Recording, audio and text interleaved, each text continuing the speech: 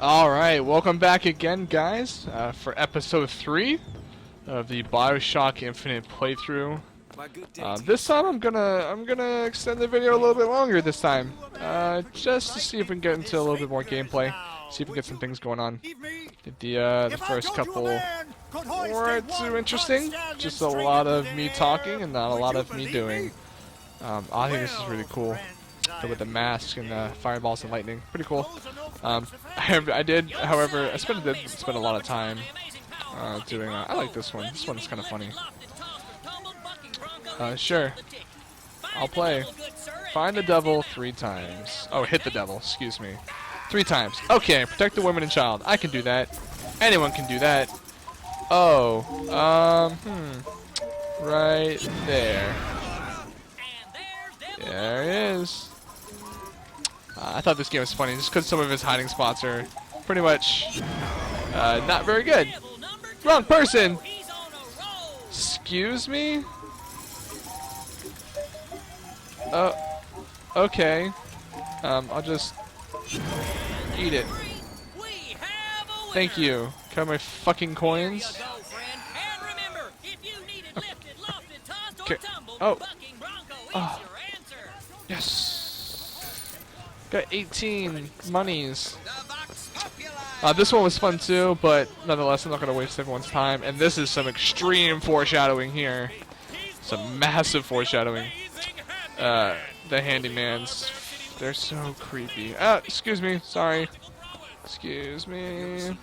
Now this part is pretty cool. So you get free, of course, your first power. It's possession. Num noms. They're a little bit creepy.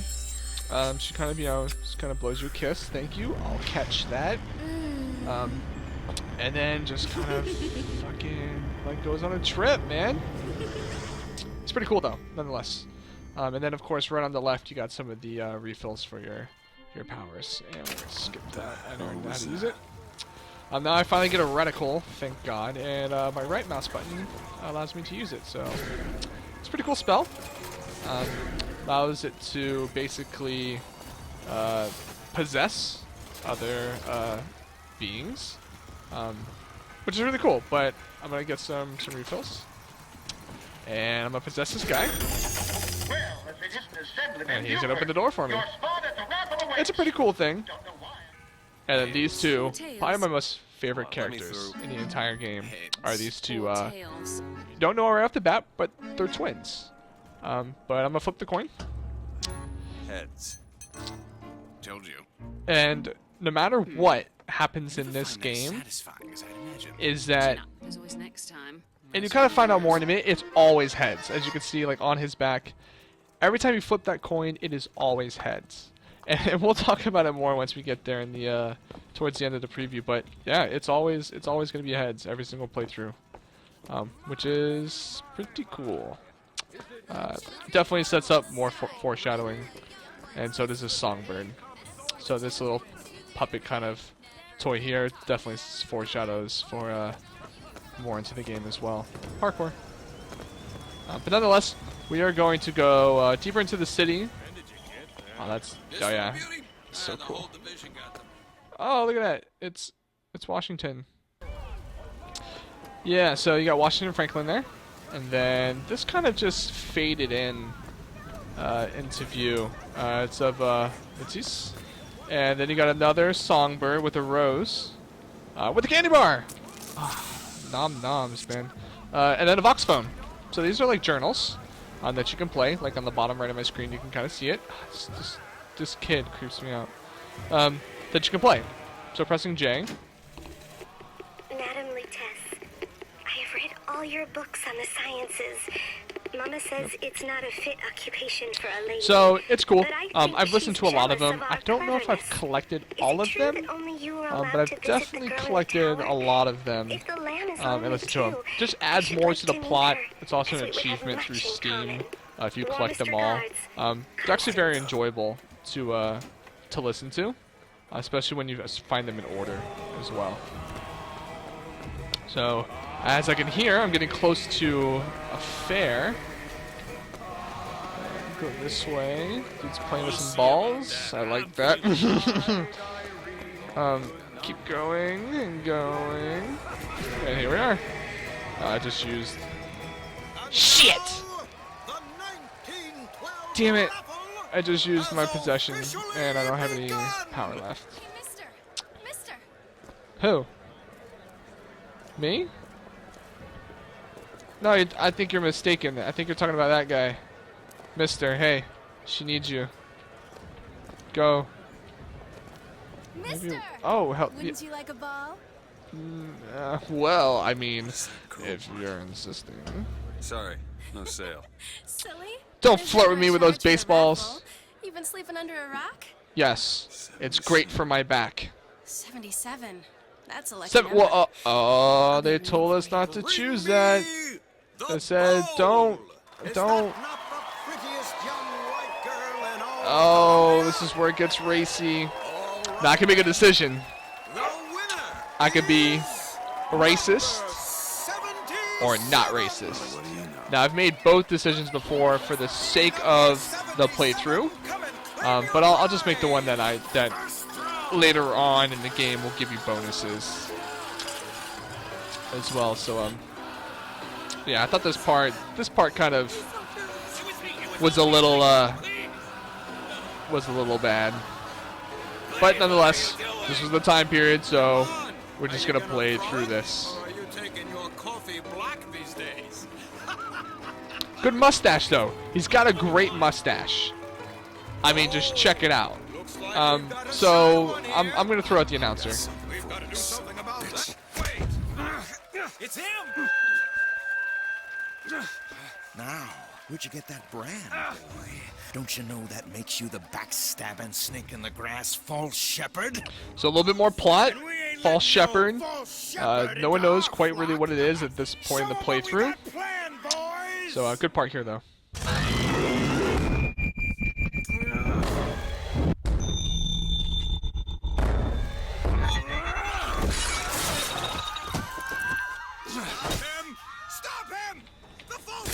So finally, we get in to get some fucking gameplay.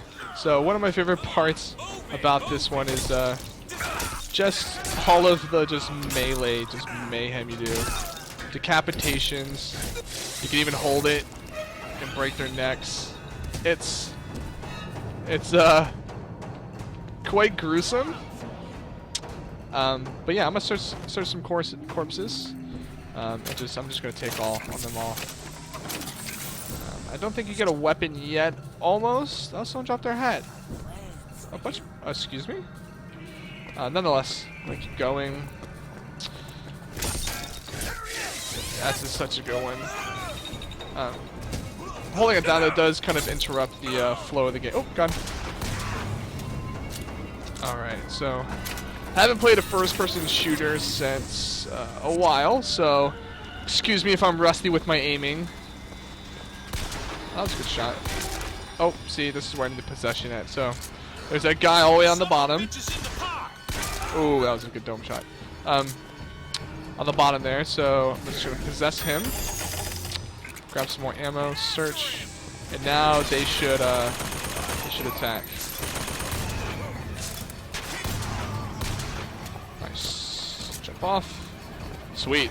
So it picks up a little bit, of course. I mean, it's still giving you that gameplay kind of tutorial feel right now.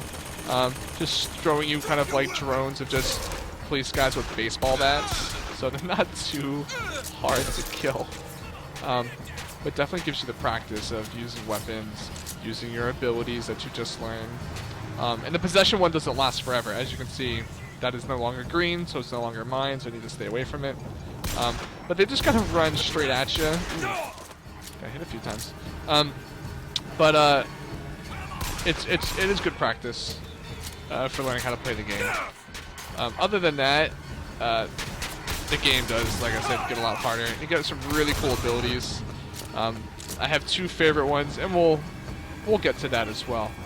But yeah, so of course one of my favorite games, mixing first-person aspects with a very story-driven game.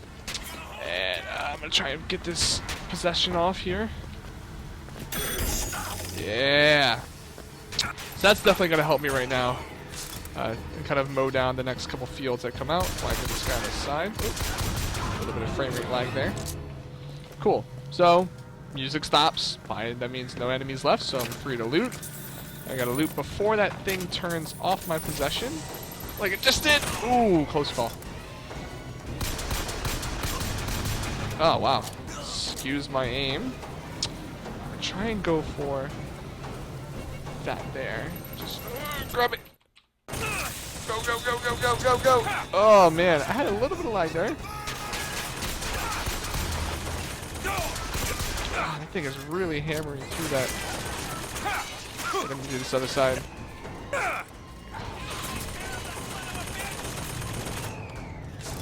Damn, thing's hammering over there. Oh! I think I shot a civilian. I can't play this game anymore. I have to get up. No, I'm gonna keep going. But that stupid thing, man. If I had a little bit more vigor in me, man, I'd take it out. See if there's any in here. Some cash, though. I think one of the other greater things in this game that this game does is the ammo. You hardly ever run out, and it can be a good and a bad thing. It definitely makes the game a lot easier, but it definitely doesn't make it any harder, which can be a hit or a miss. But this part is awesome. So introduces you into a tougher fight, and just looks very like you're just gonna lose. That's just what it looks like. Huge fire explosion. But nonetheless, it is an introduction boss, so it's teaching you some aspects, and then he blows up. So I've played the game before, so I kind of knew what to do already, but just looks so cool. I'm gonna pick up the case first. It's got some salts. Vigor. And then pick up the vigor. Let's kiss. Well, you only live once.